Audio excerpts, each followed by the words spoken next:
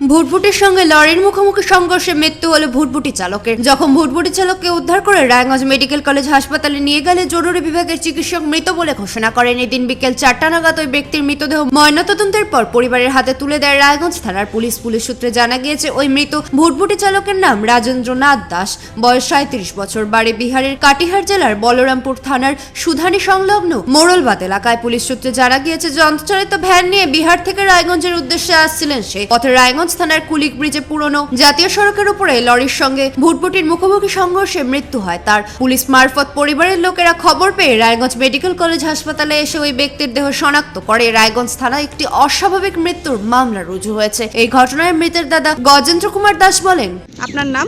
গজেন্দ্র কুমার দাস। যে মারা গেছে কে হবে আপনার? আমার ভাই। কি নাম ওনার? রাজেন্দ্র কুমার দাস। বয়স কত? 37।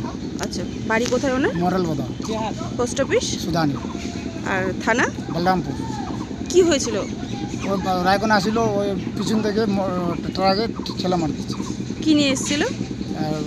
ঢেকঢেকি। আচ্ছা, কোথায় সেটা? কোথায় হয়েছে ঘটনাটা? জোগানে কি নাম রে?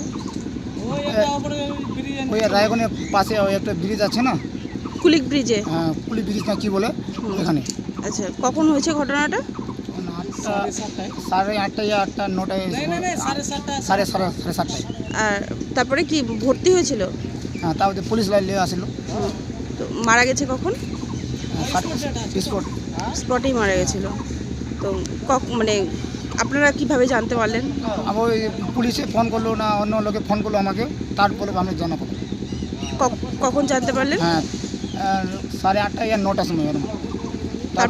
তারপরে আমরা এখন রায়গঞ্জ আসলাম। কি করতো আপনার ভাই? ওই মজদুরি করছে বাড়িতে, গাড়ি ঢেকঢেকি চলাচ্ছে।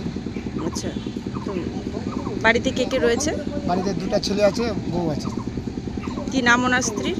স্ত্রী ববিতা দাস।